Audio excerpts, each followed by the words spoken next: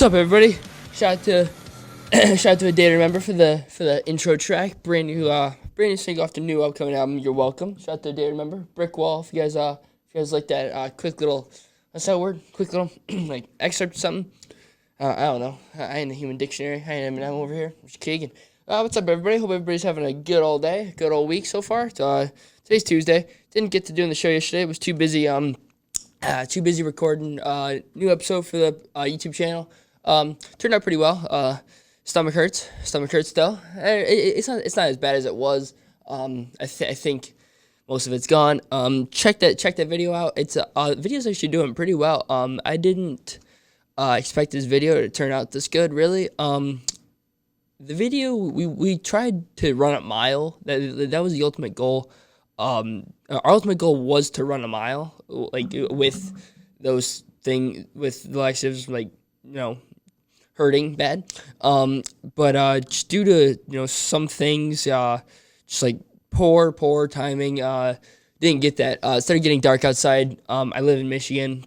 If you guys know anything about Michigan, it's November and it's getting cold. So that's one thing that we didn't get to. So yeah, it says 97 views, got like 7 comments, 4 likes. I know it doesn't sound like if you're like a big time dude and you see that, you're like, geez, this video is horrible. But for me, that's pretty good. Let's get to 100. I'm watching it right now, so we're gonna be at 98 in a second. Excuse me. This video turned out good. I feel good. And the plan for the vlogs now is I'm back home. You can obviously see we're in the new studio. We hung up, or not the new studio, the renovated studio. Don't got the flag anymore. Shout out to Max Dost. It looks better in your room anyway. But we've got, the four movie posters. We got this cool black styrofoam thing that like echoes sound, I think. It looks pretty cool if you ask me. But things it looks good down here. But the one thing about being home is like I've got a ton more creativity going on in my head because I know the area, I know things we can do, I know boundaries to push, I know stuff not to do, and like cool things aren't like 15, 20 minutes away. Like, I mean, I gotta drive 3 minutes to go to Walmart rather than 15, 20 minutes. I've gotta drive 3 minutes to go to Meijer rather than 15, 20 minutes. So it takes a lot less time, a lot less like, all right, convincing myself to go to these places to do these cool pranks. But one thing that I do want to do with the YouTube channel is I do want to just be an idiot. That is one thing that I like. I don't have many talents in this world, I don't think, but that's one thing I think I'm pretty good at, is being an idiot. So that's one thing that I'm going to try and do. I got whipped yesterday by like an actual whip. My leg hurts. I can feel it on like my back thigh too. That's in the bonus content. The very last 10 seconds of the Underground 4 vlog, episode 8, drinking laxatives. That's the last 10 seconds. It turned out to be a pretty good video, actually. So shout out to anybody who's watched that. Shout out to everyone. If you liked the video, watched the video, didn't watch the video, thought it was stupid, text me and ask me to see the behind the scenes, which I did not expect anybody to do. And I gained like 2 fans. I felt like Nelk out there, dude, because I had people hitting me up, asking me for those videos. Yeah, random people would just hit me up, follow me on Instagram, because I sent my Instagram in the video. They hit me up. They said, blah, blah, blah. Can I see the video? I said, yeah. And then they gave me ideas of pranks to do. I was like, geez, like, is this what, like, Steve, Jesse, and them all feel like? Shout the Nelk. November drop was yesterday. It's probably the sickest collab. My 2 favorite companies in the world, Full Send and UFC dropped. So, I had to, get a Full Send UFC shirt. That's an OP collab, I guess we could say. It doesn't get much better than that. So, yeah, shout out to those dudes. New video's fire too. If you guys liked my video of just drinking laxatives in my backyard, and trying to run a mile, which I failed, watch a video where they're successful. Watch Nelk's new video, going to, where was it, Tijuana, messing with a winery. That, I do not know how they do that stuff. Like, they have, no shame, no care in the world, at this point, they're all loaded anyway. Like, they literally paid everybody off. Underground 4, hopefully we'll get there. But, yeah, like I said in the Instagram post, we hit 200 followers today. Thank you for that. Like I said in that, I made like a post about not congratulating, but thanking everybody for 200 followers, blah blah blah. And Underground 4, me, Andrew Vaughn, and Brennan, reoccurring appearances by Danny, Pebs, just things like that. We're not settled till we're breaking YouTube records. I know that it's mostly me doing the work. I'll be honest, but there's a lot of things behind the scenes that go there's a lot of things behind the scenes that it's Andrew Vaughn or Brennan are giving me an idea. I'm taking their ideas. We're building on it. For example, I bought a slingshot, just wanting to shoot street signs with BBs, and Vaughn and Andrew and Brennan took it and we ran with it. And now, if you ever get a tomato shot at your car, it's probably us. We were behind a car turning right on the Hall Road.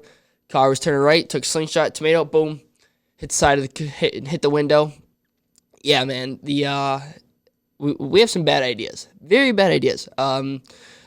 I've got a couple welts on my back from getting hit by cheese. Vaughn's got a welt on his right cheek, if you know what I'm saying, right cheek, from me shooting a cheese cube with a slingshot at him from about 2 feet away. Sorry about that, Vaughn, but I mean the video's hilarious. If you watch this episode, which I mean you do, and this is obviously not a regular episode. This is dedicated to mixed martial arts. But, if you want to see that video, it's pretty funny. So just hit me up. You guys know what the deal is. So, yeah. So, let's just get right into it. Thanks for listening to my rant and my recap. So, let's just get straight into it. This past weekend, I'll be honest, I saw this card. I see the price tag on it. I'm like, $64.99 plus an ESPN Plus subscription. I already got ESPN Plus, so it's okay. But, plus that, I'm like, all right, shout out to Dana. Love you guys. I ain't paying that.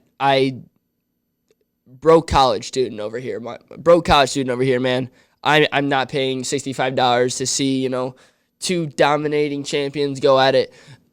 So I'll be the first to admit, illegally streamed that. Illegal streams for the win when you don't want to buy a card. That's the best, man.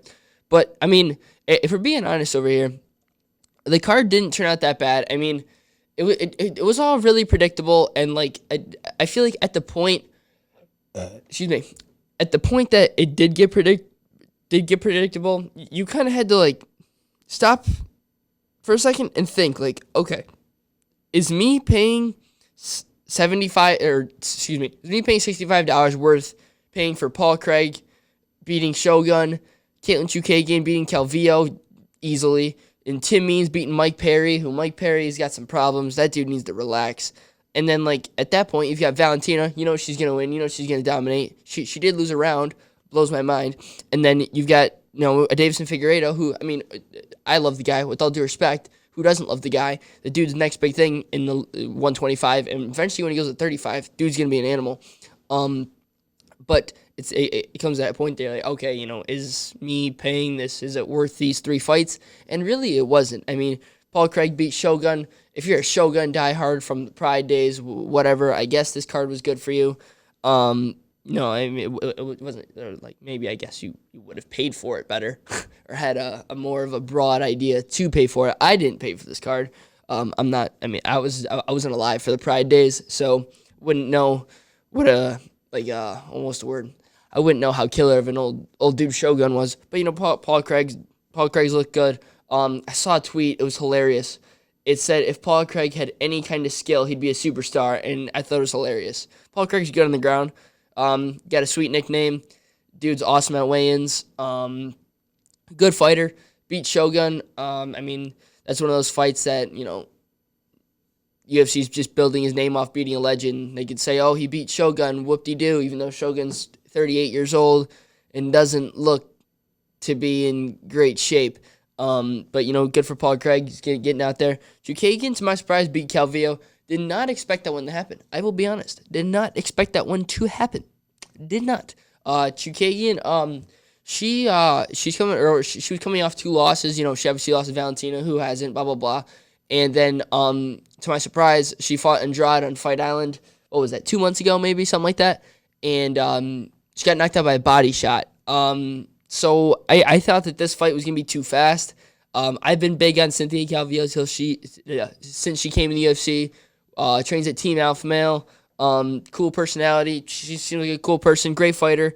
She's awesome on the ground. She just couldn't get Chukagian on the ground. Chukagian way too long for her. Taller, longer, everything. And Chukagian just she just outclassed her. I struck her on the feet. I don't think Calvillo even got a takedown in that fight, which is surprising. No, if she did, which I mean, she trains at in New York with what's that camp name? She trains in New York with I think it's Gracie Barra brown belt maybe or Gracie Barra maybe she's a brown belt, and so Calvillo not being able to take her down makes sense. But I mean, I'll be honest, didn't expect that for her now. I mean, she lost to the champ easily, got knocked out by a number one contender easily. She's got to wait. She's got to fight Lauren Murphy. Lauren Murphy's calling for a shot against Valentina. Get that out of here. Nobody wants to see that. You have to do Valentina versus Jessica Andrade and make it either a two pay-per-view or a 2 title pay-per-view. Have that be the co-main event or have that be a fight night main event. I mean, like a fight night main event, headlined by Valentina and Jessica Andrade for the belt. That's good. Make that on ESPN. That gets viewers.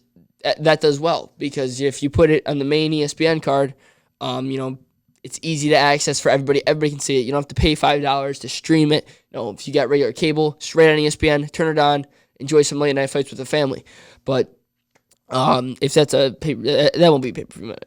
I won't even say it. And now we'll get to one thing that I just want to talk about. The fact that we had Mike Perry versus Robbie Lawler booked is a disgrace to Robbie Lawler. Very disrespectful to one of the greatest welterweights of all time. Robbie Lawler would have decimated this man. But Tim Means beat Mike Perry 30-27, 29-28, 29-28. Didn't watch this fight. I was flipping back and forth between the Rutgers-Michigan game from Michigan. And decided that, that game, overtime, wanted to see Michigan lose really bad, was more important to me personally than seeing Mike Perry and his pregnant girlfriend and some random dude attempt to beat a world-class fighter in Tim Means. Mike Perry has problems. Don't let this dude fight. He's 3-6 in his last 9. He's an entertaining fighter for sure. People love to see the fight. People love Mike Perry. I don't blame him. He's a I shouldn't say a great fighter, but he's a fighter. He goes out there. I've got the utmost respect for the guy, but he's got problems, man. Whether it be all the charges against him, are they true? Are they not? I don't know. I don't like to get into that stuff. I don't care if I'm going to cover this sport for the rest of my life. I don't like to get into that stuff. Excuse me. But Mike Perry has problems. He got into bar fights. He missed weight by 4 pounds. If you miss weight by more than 1.5 pounds, did you even try? Mike Perry or in Tim Means post-fight interview, somebody asked Tim Means if him missing weight bothered him. He's like, not really. No, he gave me 27,000. That's not enough. That's not enough, man. If I listen to a Below the Belt every Monday night. If I forget or I fall asleep early, Tuesday nights, I listened to it last night. And Brandon Shaw was talking, or he wasn't talking. He was he was reading some of the things that John Anik was saying about how like a fighter should be a no contest. That means nothing. A no contest knockout win means nothing. If Jorge Masvidal against Ben Askren, if Jorge missed weight and that was a no contest, nobody cares. Nobody cares. If he weighed in at 171.2 and that fight's a no contest, who cares? Who cares? Because if that happens, Jorge Masvidal's still a superstar. Davison Figueiredo, he missed weight in a championship fight, won the fight, wasn't able to get the belt. What was it? 5 months late, 6 months later, he's going out there in the exact same fight. The exact same thing happened. So basically what I'm trying to say is there's no point in it being a no contest. Because no matter what, if they win the fight, their stock's going to go up because they won the fight. You can't put, I don't care if they miss weight. You can't put, if Mike Perry won this fight and it was ruled a no contest based off what they're trying to say, if Mike Perry wins this fight and he goes down, it doesn't matter. or wait, I said that wrong. If Mike Perry is above Tim Means, he wins that fight. He doesn't go below Tim Means. He just goes up more. I don't care if it's a no contest. Maybe it'll look worse on his record, if Mike Perry, he's not, but if somebody who misses weight is undefeated and now all of a sudden the record's 14-0-1, who cares? It's not like it's a draw, or no. His record would be 14-0 and 1 no contest. Excuse my poor MMA knowledge here. It doesn't make sense to me. I think the penalty for missing weight should be 30%. Keep that, and then start it with 1 point gone. So then that way you get a better fight. I do think that, because I was listening to Brendan Schaub, and he said make it 2 points. Now, if it's 2 points, I don't know if I'm a fan of that, just because I feel like if it's 1 point, you still have a fight ahead of you. If it's 2 points, it doesn't matter, because then at that point, if it's 2 points, the person who made weight, they could win the fight, or they could lose the fight, but still win. And at that point, I'm like, okay, I guess he won this fight because he missed weight, but he's not actually better than this dude. He's just better than him because he's more professional.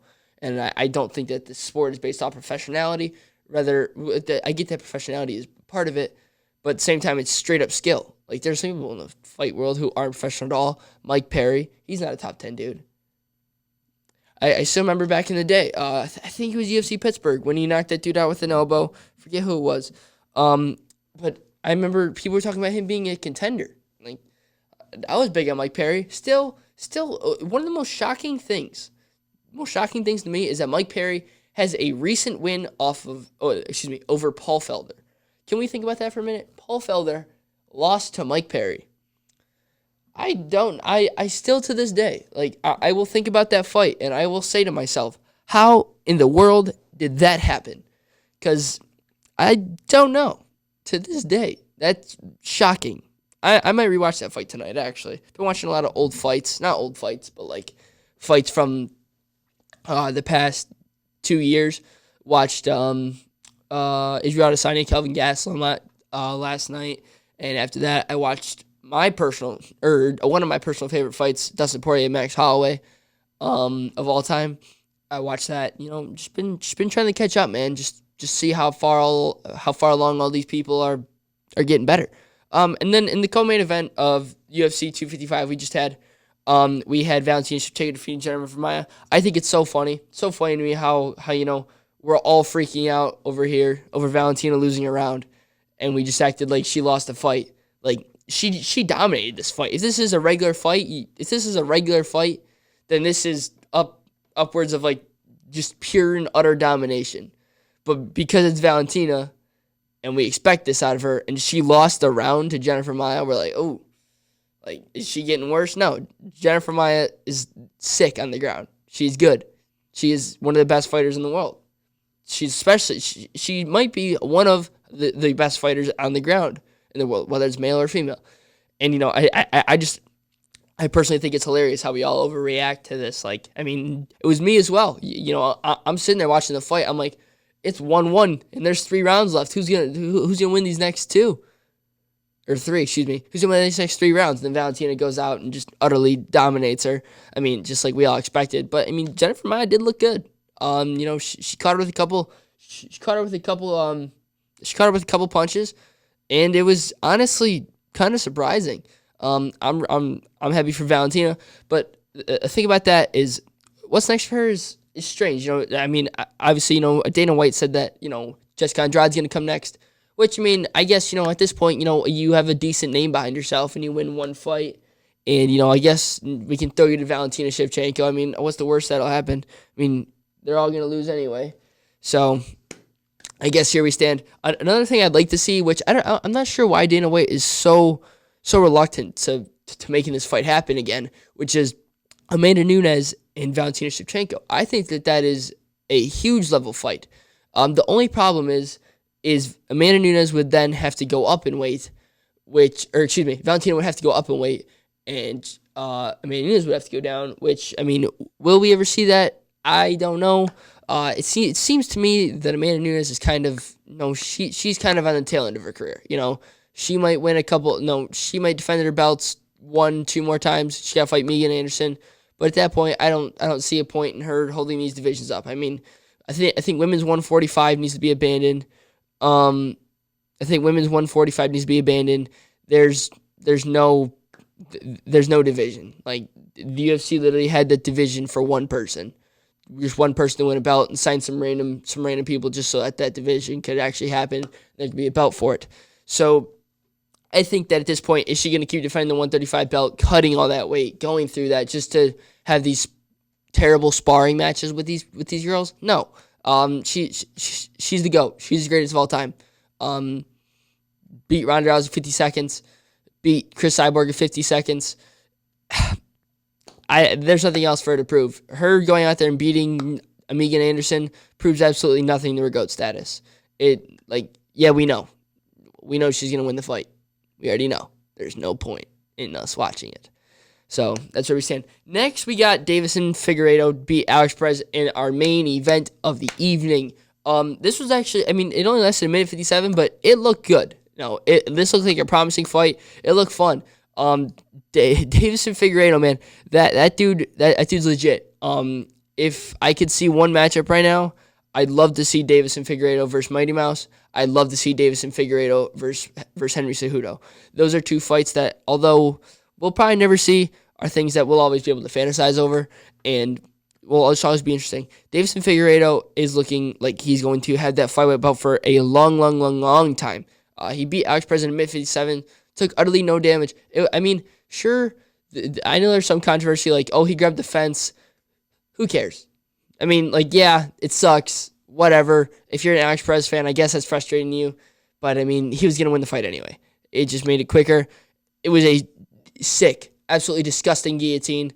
And I honestly thought that Alex Perez, if he would have just lifted him, you also have to think, Deiveson Figueiredo walks around 165, 170. That is a smally large man.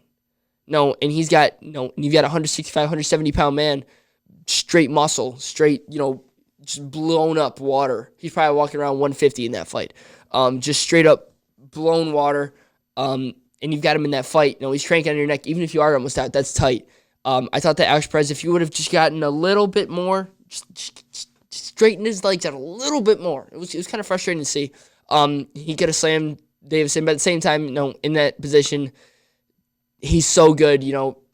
I think at that point he would just kind of rolled with it and probably just tightened his grip and probably won the fight later. Cool thing is neither of these fighters took damage. Just like in our prelim headliner, Brandon Moreno versus Brandon Royval. Brandon Royval lost that fight because of his arm. His shoulder fell out of his socket. Frustrating to see from such a young up and coming dude. I think this is his third fight in the UFC or something like that. It was either his second or third fight in the UFC, and he's already, vying for a title shot. So for him to go out there, it's tough to see, but I am a huge fan of Brandon Moreno. That dude looks good, but is he going to be good enough to beat Deiveson? Luckily for us, neither of them took damage in their fights. This fight is now moved to December 12th. Or wait. Did I say that? Or yes. This fight is moved to December 12th. We got Brandon Moreno versus Deiveson Figueiredo for the 125 belt. A fight that, although won't be close on paper, is a fight that the hardcores are going to look forward to. The problem with this fight is I was very much looking forward to this being the co-main event of Peter Yan versus Aljamain Sterling. But rather, this is now the main event. Peter Yan has pulled out of the Aljamain Sterling fight due to personal reasons. I've heard personal reasons, whether it's family, personal reasons, whether he had visa issues. Personally, I think he's making excuses because he's a little scared for Aljo's wrestling. I know he's from Russia. He's got if you're from Russia and you wrestle a little bit, 99% chance you're an animal. So for Peter Yan to pull out, it's kind of sketchy to me. I shouldn't say sketchy because I don't know what goes on in these fighters' heads. I don't know what goes on in these fighters' lives. He lives on a complete opposite spectrum of the world. But I do feel for Sterling. Dude just keeps waiting for his belt, man. He keeps waiting for a chance. Him versus Yan is a great fight. I think Yan wins the fight. I don't know if Aljo's going to be able to get in close enough to his boxing, his Muay Thai, his kicks. Everything about Peter Yan is scary. So I don't know if Aljo's going to be able to get close enough in to get a takedown on him. That's just what I think. But regardless, now we have Davison Figueiredo, who's hot, and he's running for Fighter of the Year. 2 wins over Benavidez, a win in 2 minutes against Alex Perez, and then a win against Brandon Moreno. 4-0. 4-0. He's 4-0. He should have won the title once. Messed up. You live and you learn. Then he wins the title. Comes back. How many months was that? Comes back 3 or 4 months later. Comes back 3 or 4 months later, and now he beats Benavidez again. Wins the belt for real this time, and now he goes to Alex Perez, beats him. Now if he can beat Brandon Moreno and this in the span of a month's time, defend his belt twice in the span of a month's time, I think he might get Fighter of the Year locked up. Only person who stands a chance, in my opinion, is if Khamzat Chimaev wins. I won't be happy with it, but MMA community will probably give it to him just because of his hype. But no, Davison Figueiredo is a beast. I am so pumped for that dude's career. That dude is going to be an absolute dog, man. Absolute dog. He's not losing. He's not losing a fight till he eventually goes up to bantamweight, and even then, that's a scary man, dude. And that's a dude who cuts to 125 and nearly kills himself to cut that. He walks around, I heard 165, 170. If he's healthy, 135, man, this dude can go down as one of the greatest flyweight bantamweights of all time. He'll be up there with Henry Cejudo, Demetrius Johnson, Joseph Benavidez. I mean, he's already better than Benavidez. He's beat him twice decisively. No, he's already, at this stage in his career, the 3rd best flyweight of all time. Dare I say it? Dare I not? There's only been 3 champions. He's one of them. So he's top 3 already. And then just rounding out the card, you had Joaquin Buckley, who had the viral knockout. I actually feel bad for the guy because he said there's a lot of pressure to prove himself again. But he beat Jordan Wright decisively. Did not expect that. Jordan Wright's a dog. Knocked him out 18 seconds into round 2. And he called out James Krause. That's a fight that there's a lot of bad blood. He called him out for Fight Island on the Connor card. That's a fight that has a lot of bad blood. I heard James Krause talking some talk about him. No, I don't know. I don't know what goes on in Missouri. I'm in Michigan, man. But Joaquin Buckley does seem like the type of guy to be a little hot-headed.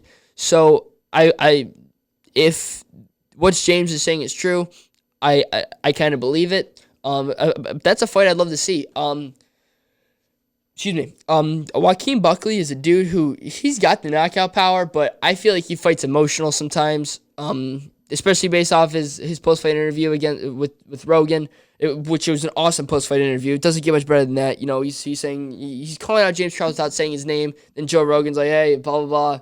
I know it's James Krause, and then he's like, I just wanted you to say it, and whatever. But James Krause is a technician, man. That dude's more of a coach than he's a fighter. He knows everything from top to bottom, how to strike, how to grapple. He's a genius behind there, man. He just had an awesome I forget exactly who he beat not too long ago, but James Krause is an animal. I'd love to see that fight. There's so much bad blood, and that's a main card fight. That's a main card fight, and if not, it's a prelim headliner fight. So yeah, run that up, Dana. Sign those contracts. Fight Allen on the counter card. You had Lil Shevchenko beat Ariana Lipsky. Lil Shevchenko looks good. Why not? Rest of the card's pretty good. Louis Kosi versus Sasha Plotnikov was one of the better fights I've seen this year. Awesome fight. It was kind of painful seeing Louis Kosi win because I love those Dana White Contender Series vets. Excuse me. And then Kyle Dawkins beat Dustin Stoltzfus. I'm a big fan of the Dawkins brothers. And then Alan Jouban, who gets a lot of disrespect. A lot of disrespect for no reason. Put some respect in Jouban's name. Had a great fight with Jared Gooden. Won that fight unanimous decision. 30-27 across the board.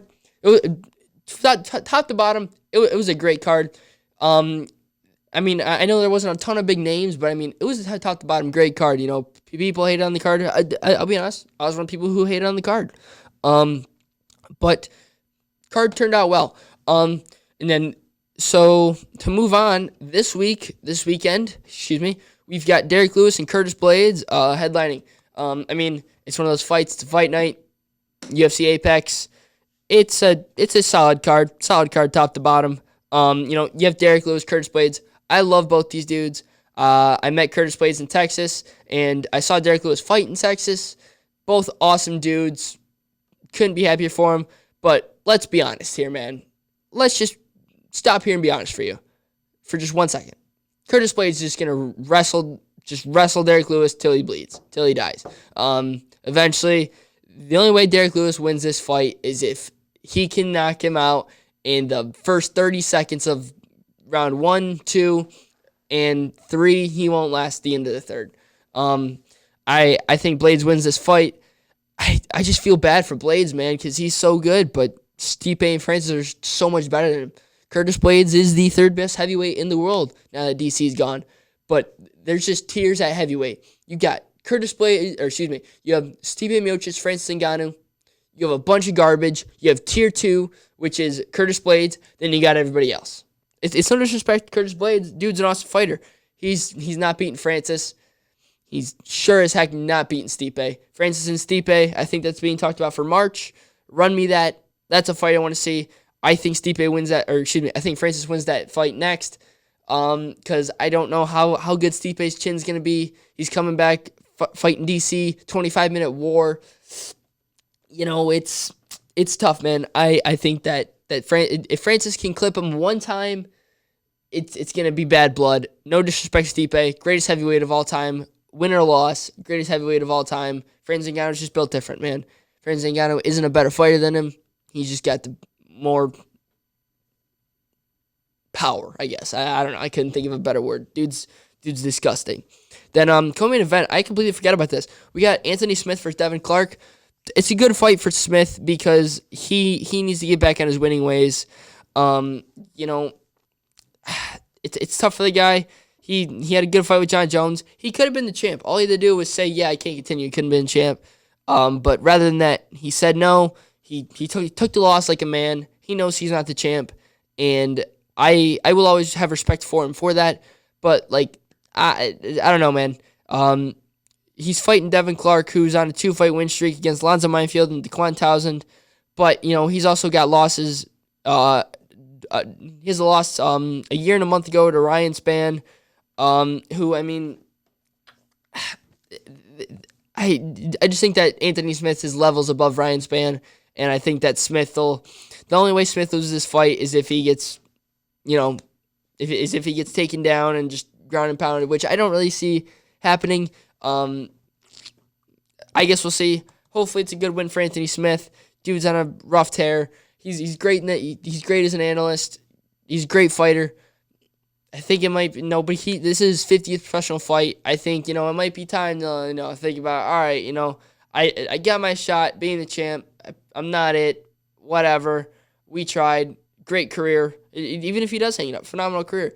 But I think it's time that you can be like, all right, man, like, maybe this isn't for me. Maybe I should relax.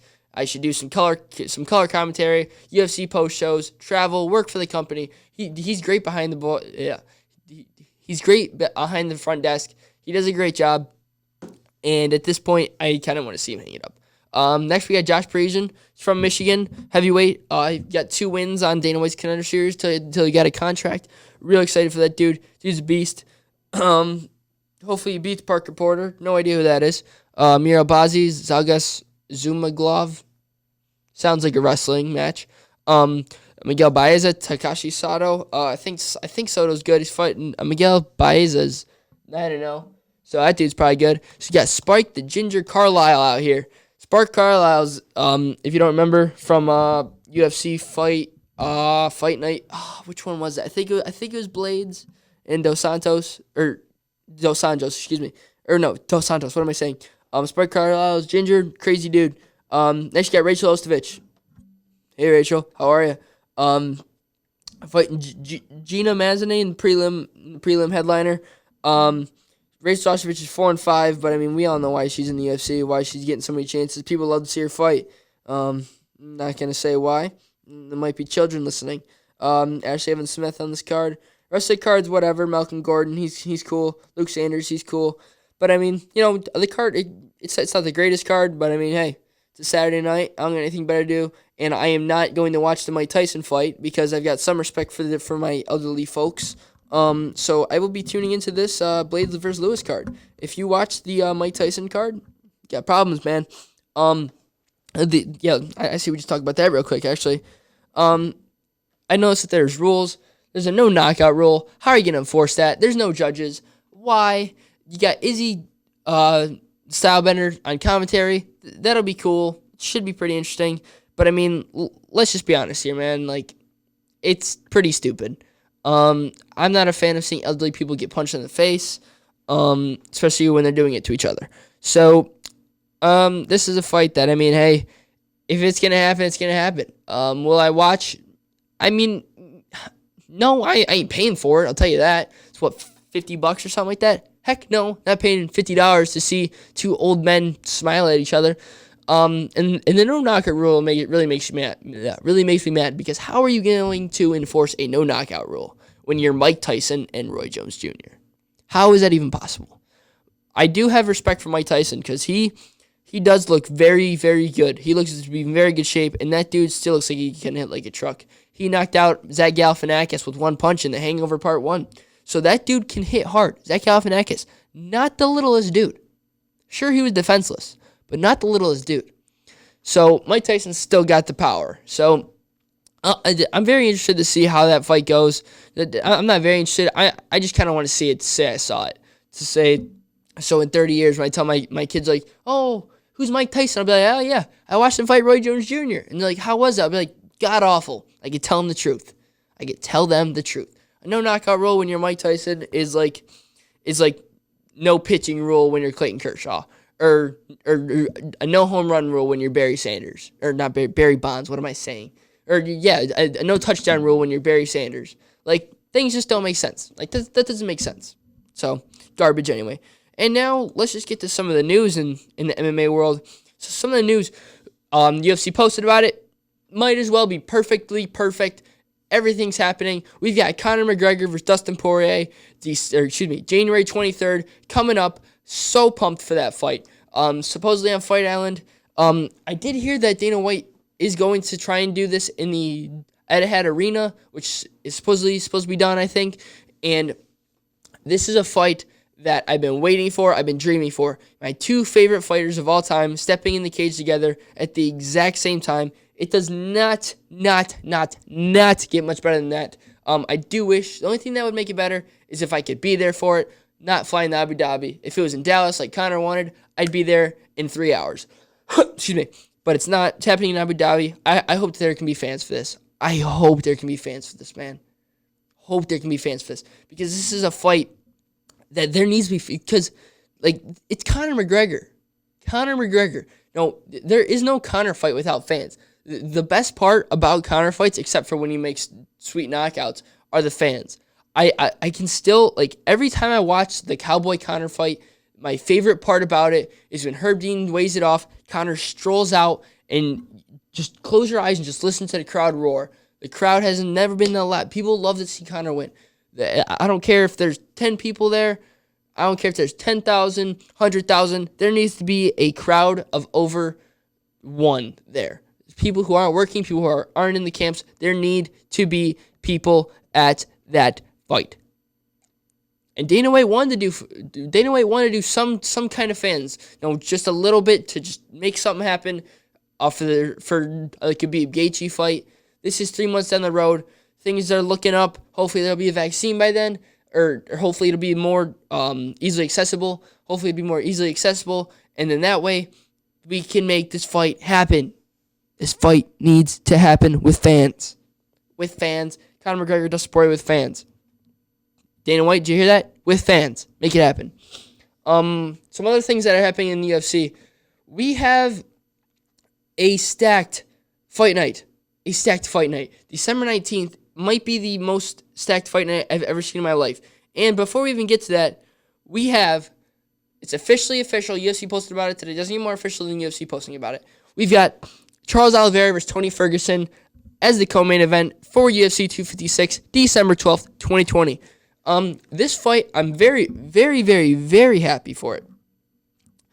Very, very happy for it. Because I think that Tony is done for. And I'm not a fan of him. And I am a fan of Charles Oliveira. I saw him fight in Detroit. One of my favorite fights of all time. Him versus Paul Felder. Phenomenal fight. Don't know how Paul Felder pulled it off. Tops to him. But Charles Oliveira is the dark horse of this division. And Charles Oliveira with a win over Tony Ferguson is up there with Chandler, Conor, Poirier, Gaethje, Khabib if he stays, blah, blah, blah. And I think that with all the damage that Tony took in a Justin Gaethje fight, I just don't know if he's going to be able to return to his normal self. Tony Ferguson's a dude who is just, he's got relentless pressure. He's crazy. Like, let's just be honest here. He's psychotic. Dude's a psycho.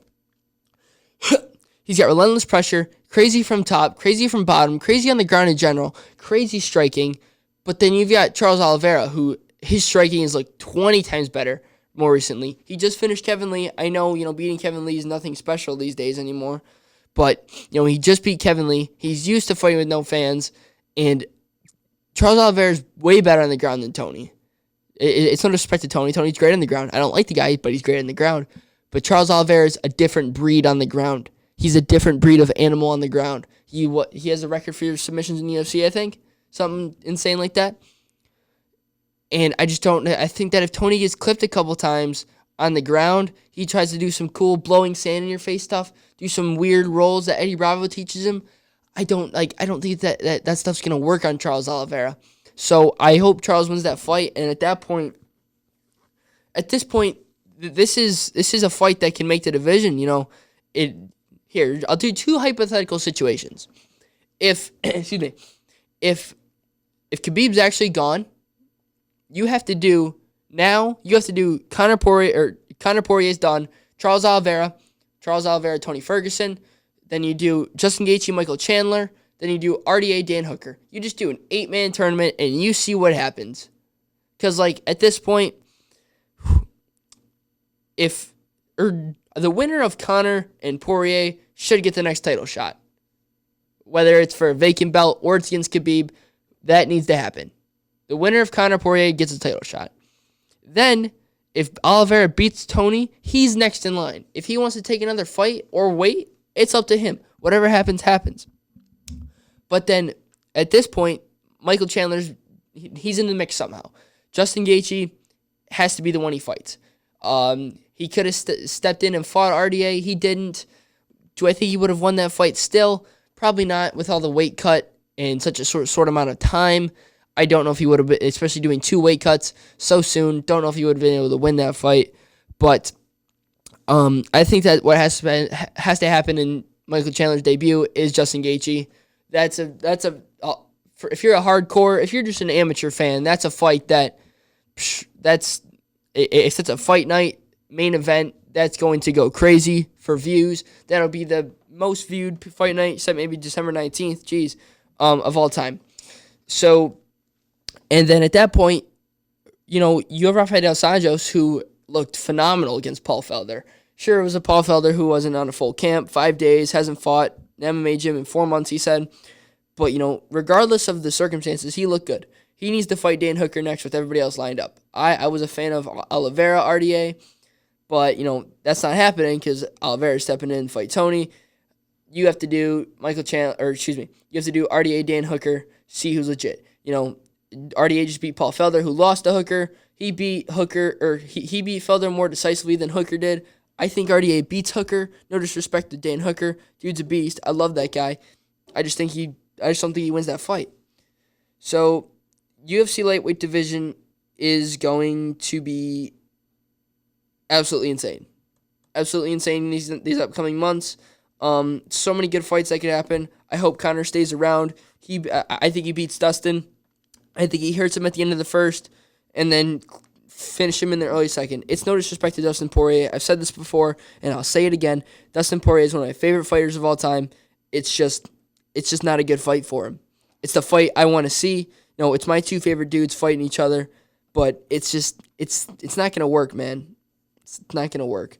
And then, before we end this, we must just talk about this December 19th fight night card, because this is better than most pay-per-views.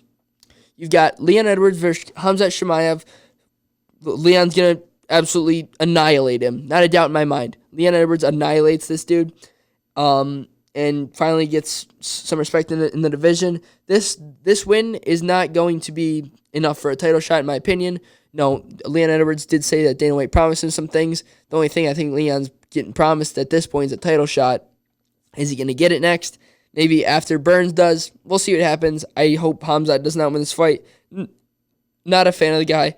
I think he's all hype, kind of arrogant, and I don't think that the hype that he's getting over beating two UFC debuters and Gerald Meerschaert is Gerald Meerschaert to Leon Edwards is such a broad range. No, Khamzat's ranked 15 for beating two debuters and Gerald Meerschaert. What? You're telling me you take Nate Diaz out of those rankings, which, I mean, sure. I mean, he hasn't won a fight there in a minute. But you're telling me you're more high on Khamzat Chimaev than you are high on Nate Diaz? That's embarrassing, man. Embarrassing move on the UFC. Khamzat's not going to win this fight.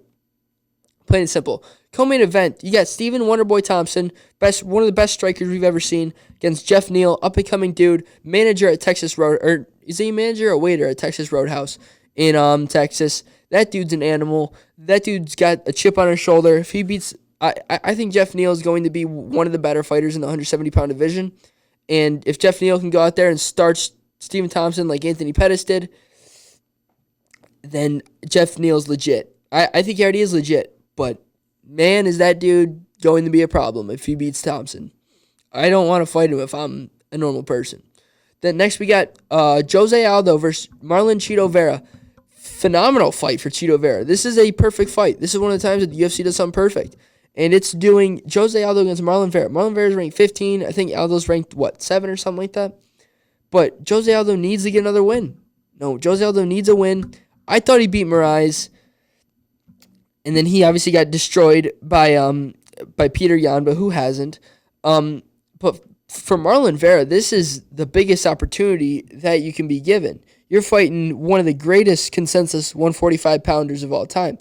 Sure, you're fighting him at 135, but you're fighting one of the greatest fighters of all time, and you're given an opportunity to build your name.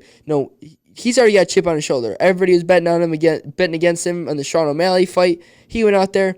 Sure, if you think he was injured or not, he starched O'Malley. He derailed that hype train. I feel bad for O'Malley. I still love the dude. Dude's a beast. Perfect fight right here. Next, we got Rob Font, Marlon Moraes. Big fan of Rob Font. He was supposed to come on the show. Some things happened. We didn't get it done. Things happen. Hopefully we can get that going again. But this is an awesome fight. Marlon Moraes is powerful, dude. That dude hits hard. That dude is one of the biggest dudes I've ever seen. And then that dude's one of the biggest dudes I've ever seen at 135 pounds. That dude, I'm surprised he makes that weight. That dude could be a beast at 145. But he's an animal at 135. He's ranked 3. He's fighting 11. You don't see that much, but I like the idea of Marlon Moraes getting another win. Because if we're basing this off rankings, it's a pretty easy win for Moraes. But don't count Rob Font out. I'm a big fan of Rob Font. I'm big on Rob Font. I think he wins this fight. I think he's a dark horse, and he wins this fight. That's my honest opinion. But this is a very interesting fight to me. I'm very excited to see it. Next, we got Antonio Arroyo, who's supposed to fight Eric Anders not too long ago. Fight got stretched against Darren Wynn. Darren Wynn, animal. Next, we got Bilal Muhammad versus Diego Lima. Diego Lima's brother's Douglas Lima. He's an awesome fighter. I love Bilal Muhammad. That dude is a class act. He's hilarious. I love hearing him talk. He's hilarious. And that's just an awesome fight. And then, you have a couple fights that all right, those are prelims. Alexander Pantoja, that's a good fight. But then you got Misha Serkinov versus Ryan Spann. Ryan Spann's mad about that Johnny Walker fight. Misha Serkinov's a beast. Very intrigued into how that fight's going to happen. That should be a good one. Sajara Eubanks, she was looking good till I believe she got stopped by Lauren Murphy, was it? Or no, she lost to Ketlin Vieira. Tough fight, but she was on a tear before that. Watch out for her. Next, you've got Greg Hardy versus Marcin Tybura. This is a fight. This is what I've been waiting for Tybura. I'm huge on Marcin Tybura. I feel bad for the dude. The dude was on a tear. He was main event in fight nights. Went on a little bump in the road. Kind of got pushed to the bottom, but he's on a 2 or 3 fight win streak. Hold up. The dude's on a 3-fight win streak. He's won 4 out of his last 6, and his last fight was a UD against Ben Rothwell. The dude's still there. I'm very interested to see how Greg Hardy holds up against him. If Greg Hardy will be able to go the full 15 minutes, or if not. But Greg Hardy hits hard. But Marcin Tybura is so tactical and so just good at fighting that I don't know if Greg Hardy's going to be able to land anything on him. And Greg Hardy's a good fighter, don't get me wrong, but he's got that one-punch power. And I don't know if Tybura gets caught. That's just my honest opinion. And then the people's main event, the fight I'm honestly most excited to see, we got Chaos Williams versus Michel Pereira. I hate Michel Pereira. I do not like that dude. I think he is a flagellant to the sport, makes the sport look 10 times worse than it is. Makes the sport look worse. That didn't make any sense. And I've never been happier in a fight, except like a Conor win or whatever, I've never been more excited to see somebody lose than when I saw Michel Pereira dominate Diego Sanchez, get cocky, hit him with an illegal shot. Diego Sanchez stands there and is like, yep, can't continue, takes the win. Diego Sanchez, you're a legend for that. Michel Pereira, does backflips in the cage, kind of arrogant, and I hope Chaos Williams, Detroit proud, 313, baby. I hope that he's goes full sicko mode on him, man. Just knocks him out in one punch. Because Chaos Williams is not, he is not a dude you want to mess with right now, dude. That dude has a lot of hype behind him. And if he can beat Michel Pereira, who everybody's high on right now, everybody's high on Pereira, everybody's high on Chaos. If he can beat Pereira, man, that dude's in the top 15. Chaos Williams will be a champion within the next 2 years. It all comes down to this fight, I think. Because if that fight happens, Chaos Williams wins this fight, he's going to shoot in the superstardom. Not superstardom, but he's going to shoot up in pure star. He's going to make more money. That dude's going to be a problem. I hope he wins that fight. But yeah, UFC's looking good, man. Qatar Holloway's coming up, or just got announced. Phenomenal fight. It's going to be a straight-up boxing match. Really intrigued into that fight and how that fight's going to play out. Realistically, I think it's going to be a straight boxing match. So I think that Max Holloway wins. No respect to Qatar. I just don't think that Max Holloway lets him hit him. I think Qatar's more of a boxer, and Max Holloway's more of a striker. And strikers, I think Max Holloway's IQ is so much better than Qatar's. He's not going to get hit, and it's going to frustrate Qatar. He's going to make some mistake. And Max Holloway, man, Max Holloway literally showed Brian Ortega how to throw a punch in their fight. That's cold-blooded, man. That dude's a beast. Watch out for Max Holloway. Just a matter of time. He gets his belt back in 2021. My prediction. That's all I got to say. That's all the time we got for today. I need some water, man. That was a lot of words. I wish I could talk that fast on any normal time. Didn't even stutter that time either. Good old podcast by me. Good old Underground MMA show by me, man. Let's congratulate myself, man. Woo! Gosh, I'm good. Anyway, watch the Underground 4 on YouTube. If you're watching this, you're already on the YouTube channel. Go watch our latest video, Drinking Laxatives. If you think that video is funny, throw me some ideas, man. Throw me some ideas on videos to make. There's no limit. I mean, except I don't really want to go to jail. That's our only limit. Don't get me put in jail. And then at that point, we're chilling, man.